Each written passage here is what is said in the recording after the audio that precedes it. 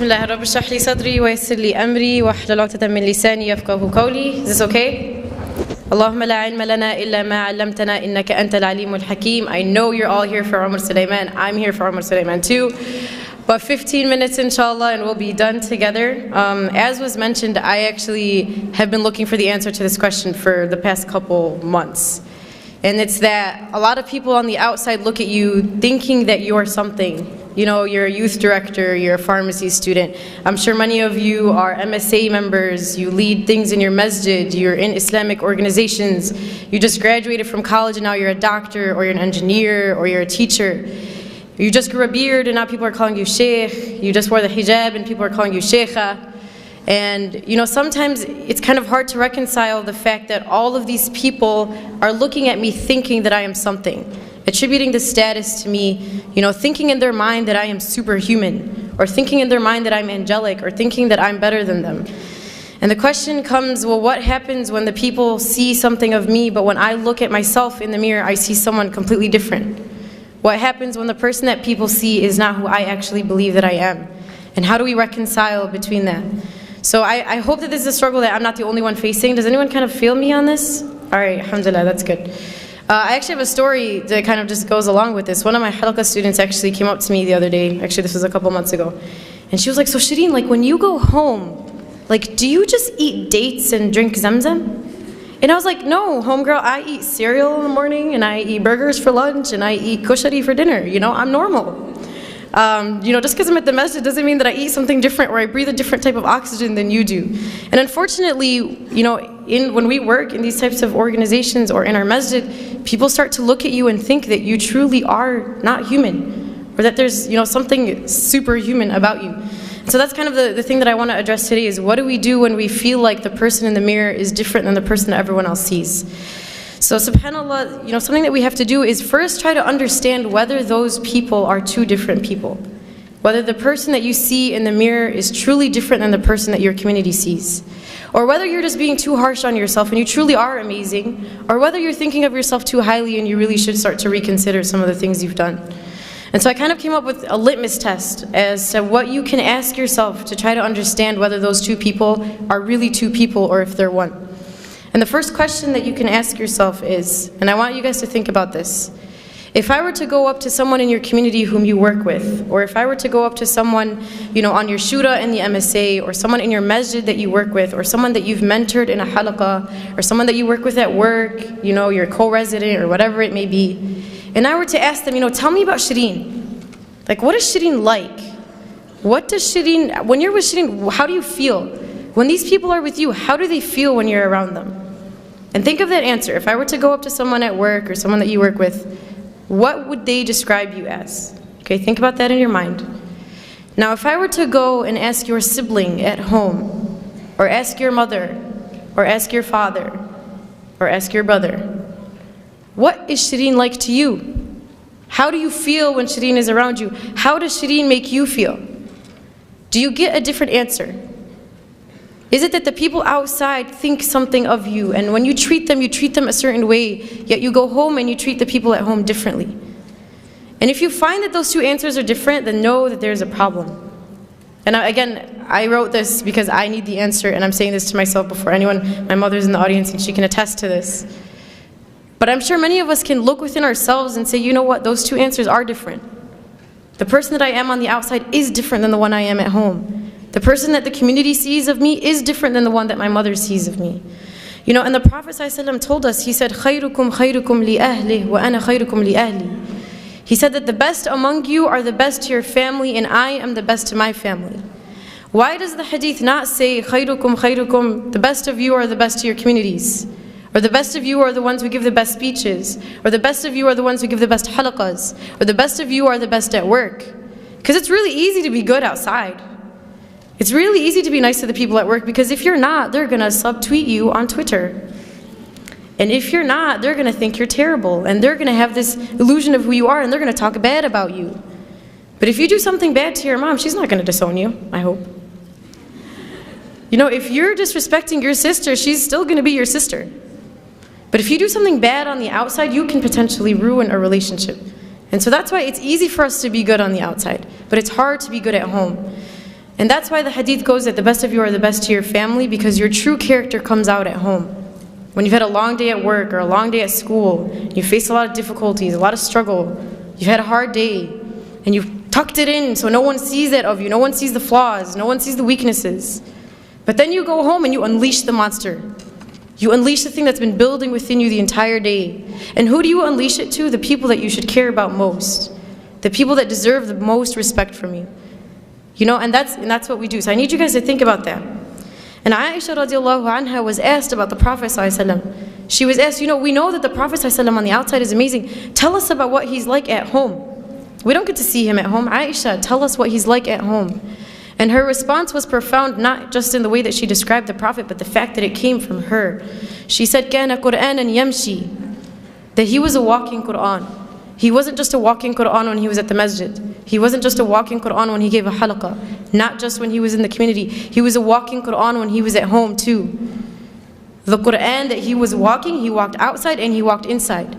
The people who were within his home felt the same way that the people on the outside felt. That's why this is profound. That's why this is important. But I'm sure all of us are trying to be that Qur'an and Yamshi on the outside. We're trying to be that amazing halaqah giver on the outside. We're trying to be awesome to everyone on the outside, yet to the people at home we don't care. And there's a beautiful line of poetry that I read the other day, and it's scary. Listen to this. What good am I if I do not fill the plates of the ones who fed me, but fill the plates of strangers? What good am I if I do not fill the plates of the ones who fed me, yet fill the plates of strangers? What good are you if the one who raised you doesn't see anything from what she's raised you with? What good are you as the one who fed you doesn't see any of the fruits of what she's taught you? The one who spent her blood, sweat, and tears on you for 20, 30 years. And the one who is the reason as to why you are who you are today. The one who helped you get there. Yet as soon as we get our degree, as soon as we can speak, as soon as we're something to the community, we forget about everyone who taught us. We forget about the people who made us who we are. So that's the first question you want to ask yourself. What does your public self look like? Versus what does your family see of you? What do the people in the community see? Versus what does your mother see? And what do your siblings see? And the second question that I want you guys to think of, and again, I'm talking to myself before anyone here, is compare what your salah looks like in the masjid, when there's a bunch of people in the congregation, versus your salah at home when the only person that can see you is Allah. When you're at the masjid, do you tend to read the longer surahs? Do you tend to pray the sunnah and then stay and do the adhkar after? And when you're at home, do you do the same? Or when you're at home, is it Qul Huwallahu Ahad and then you're done, and then you don't even pray sunnah and you don't even do adhkar, and then you move on to the next thing, right? And I'm sure if we were to think within ourselves, the answer to those two questions, at least for myself, is probably different. That when I'm outside, I'm acting a certain way, yet when I'm inside, I'm not the same. My worship in the eyes of people is not the same as my worship when it's only Allah who's watching me. And the question is, why does it matter who's watching when Allah was watching in both? Why does it matter who else is around you when Allah was always around you? And there's a very scary hadith Qudsi that Allah subhanahu wa ta'ala talks about. And He says, عَبْدِي لِمَ جَعَلْتَنِي أَهْوَنَ النَّاظِرِينَ إِلَيْكَ. He says, my slave, why did you make me the least of your worries? Why did you not care about the fact that I was watching you? He says, أَسْتَحْيَيْتَ مِنْ خَلْقِي وَلَمْ تَسْتَحْيِ مِنِّي. He says, you were embarrassed in front of my creation, but you were not embarrassed in front of me, the Creator. You were scared that people at the masjid would think you were bad, so you prayed your sunnah and you sullied longer. Yet when you went at home and I was the only one who watched you, you didn't care. You weren't embarrassed that you read Surah Al-Ikhlas and that's it. You weren't embarrassed that you didn't pray your sunnah. You were embarrassed that you didn't do your ithqar. Why don't you remember that I was watching you, and I was always watching you, and I am always watching you? And subhanAllah, I don't know if you guys were at the session right before this. Sheikh Tariq must have mentioned a beautiful story, and I'm going to share it. So if you heard it, I'm sorry that I'm repeating, but he talked about how when he was 16, you know, he became like a Quran assistant in his masjid, and he was teaching alongside of like this awesome sheikh, right? He was talking about how he was 16, teaching Quran, and he felt like a G. He was like, man, I'm like awesome. You know, I'm 16 and I'm teaching Quran to other people. And so one day, I guess he went to the masjid early, like before Fajr or something, and he went, and he found that his sheikh's car was parked outside the masjid, but all the lights were closed. So he was like, okay, that's kind of weird.